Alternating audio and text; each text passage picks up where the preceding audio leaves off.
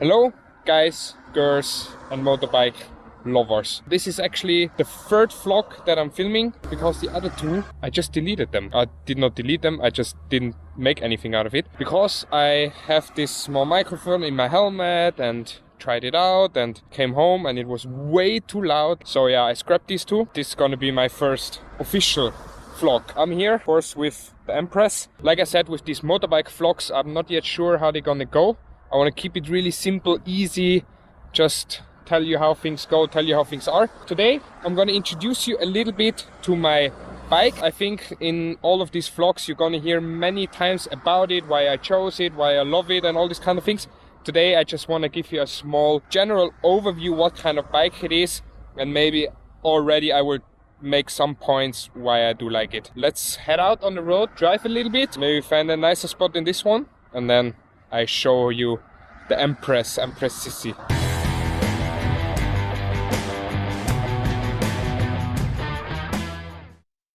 So I adjusted the microphone and now when I talk really silently, it should be kind of okay.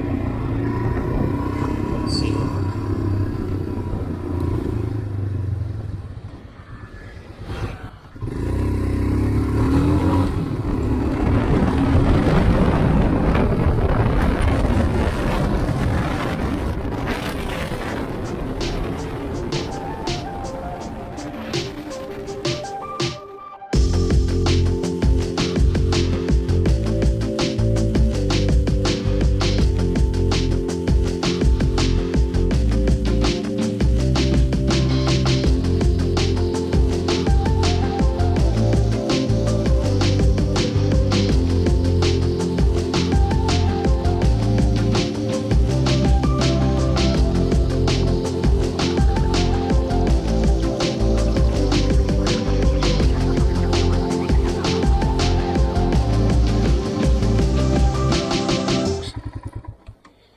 We're back at the same parking spot where I filmed my very first video. A lot of you guys already did your homework on this motorbike, told me already all kind of things which maybe I did not even know by myself. Also, I'm happy to see so many of you really love riding motorbikes, and many comments came in about what kind of motorbikes you're riding, and I saw a lot of KTM stuff going on, so it seems like China has lots of KTM lovers. Lots of people also ask me why I don't ride a KTM. I guess these reasons you will find out over the following and many more videos. But let's first start with this one. Royal Enfield is an Indian company. I think it was founded by a British guy, but now it's located in India. It's generally one of the oldest motorbike companies in the world, and I think it is the oldest continuously still producing motorbike producer in the world. This Royal Enfield Himalayan is a kind of adventure bike thing that they started. Many of you indeed already talked about the problems this motorbike had. Came out I think 2018, the first version, and it had a tons of problems. Things was dropping off, like there was a video where this I think just broke off straight away. They lost parts, I don't know, it was crazy. Since then this motorbike I think has been revised 4 times, maybe even 5 times. It has been made suitable for the European market in terms of like Abgase and so on. This is the 2020 version, or 2021 early, but 2021 late comes actually a new version which has here like a little bit changed. It has a small turn-by-turn navigation, has I think a different seat, but this is the newest version from late 2020 or early 2021. Most important, what many people want to know, is it has 411 cc, only one single cylinder. It delivers, as far as I know, 18 kW, which is about 24-25 horsepower. It's not that much, yeah, I know. Don't laugh at me, but I will tell you the reason why. It fits 15 liter in this tank, which supposedly should last you up to 400 kilometers something. I don't know, till now I always made like 300-350, depends on your riding style obviously and where you're riding. It has rear suspension with a Schwinge, front suspension with a hydraulic suspension. It has ABS on both of the brakes. The new version, supposedly you can switch off the back ABS. For people who don't know what is ABS, ABS is when you really hardcore press the brake, then the wheel won't stuck there. The wheel will actually keep turning like dot, dot, dot, dot, dot, dot. If the front wheel blocks, you're just gonna fly over your motorbike, and you don't want that to happen. It's air cooled, so some motorbikes are water or cooled.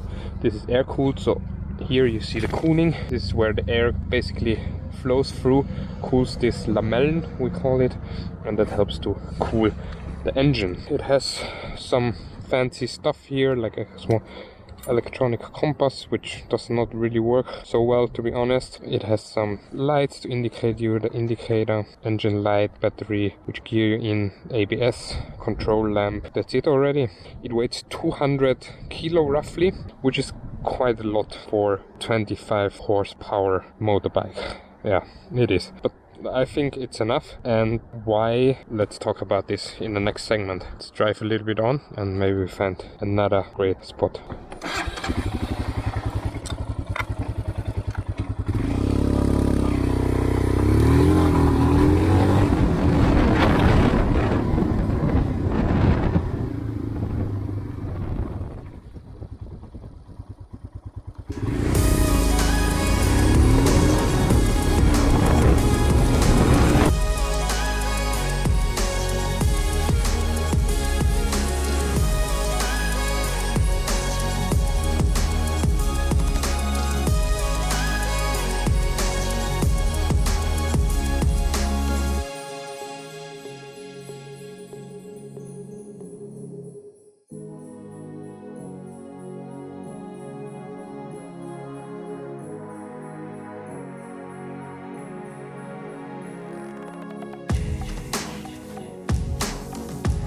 Umdrehen, drücken, super. Tschüss. Tschüss.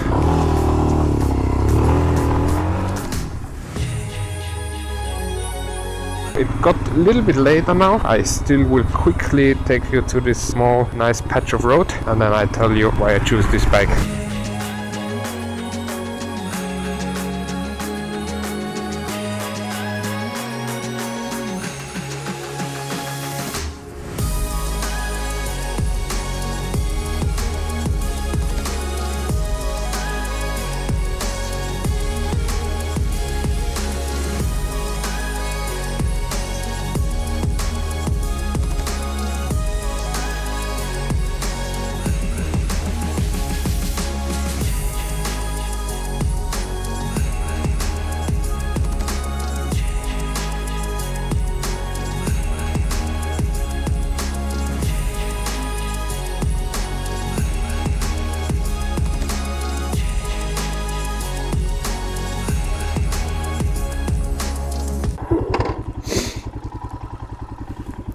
Let's see if it stands, because it's actually quite easy for this thing to fall.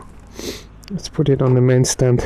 Now let's come to the part why I chose this motorbike for me. There's like a couple of things which made me choose a Royal Enfield Himalayan. That started one point, I think, price. I think everyone can understand price. It's really reasonable price, 5,300 euro in Austria. It's not the cheapest motorbike around, but for this category of motorbike it's rather cheap for a new bike. Obviously in India it's much cheaper, I think maybe half the price. I don't know even if in China you can get it. Another part about price is the spare parts of this motorbike are super cheap. So that means if you need anything, it's just cheap. A lot of things you can order from India via eBay.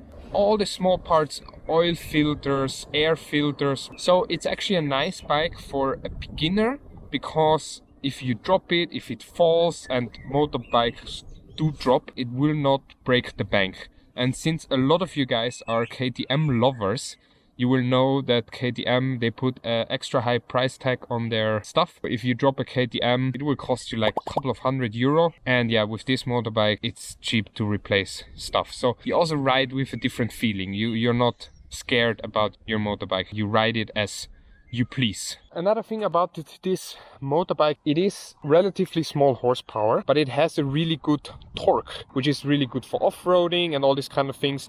Well, now you will say, but in Europe you mainly ride roads. And yeah, that's true, because actually in Austria it's really difficult to off-road. All the small roads on the side, if you want to go to a mountain hut or all of these, you're not allowed to drive. It's illegal. You can go to Germany, there's some specific places you can off-road. I know already in this year I will probably ride this motorbike, let's say 90% on tarmac. They have a really good line. They say all roads and no roads. That's what this motorbike is for. It's not like really perfect for the road. It's not powerful enough. It's also not the perfect off-road motorbike because it's too low. You will hit things. You better ride a motocross. It's really what it is. It's an adventure motorbike. This motorbike is made to be ridden on adventures. That's why I bought it for myself. I have this crazy plan to do a really big tour with this motorbike, ride it for maybe a couple of months over, as we say in German, über Stock und Stein. Even though I never did that before, I just imagine for myself that it's a really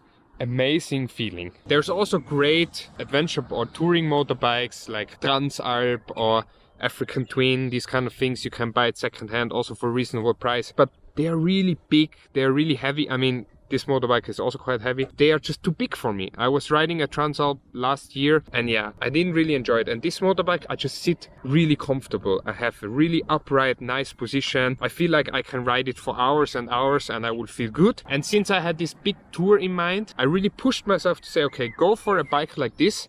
Because if now you buy something expensive, which is made for roads, you will not do this tour anymore. And another great part is this motorbike. It's just so simple. I think any kind of good mechanic can fix it. Last but not least, looks. Look at it. I don't know.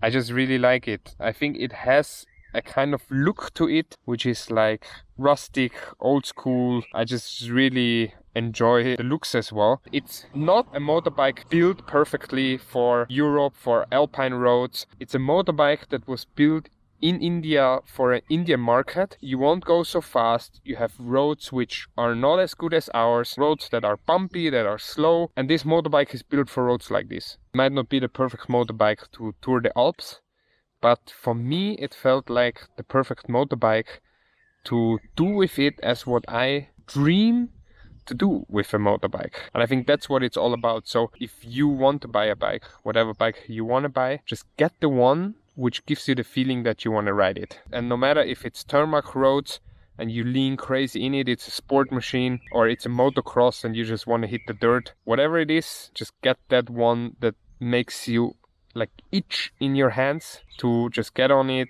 and go out and drive. Yeah, why I didn't buy a KTM and how great KTM is. I mean, KTM obviously is a great Austrian company, but actually people that own it here, they don't always have the best words for it. Yeah, I won't say more than that, otherwise I will got lots of hate. This concludes this video. Yeah, we ride back home. I show you some nice roads before we finish this video. Yeah, I think I probably left out some things about my bike and all kind of things. If there's anything more you like to know, like specs wise or some other specifics, tell me. I will go into more details the next time.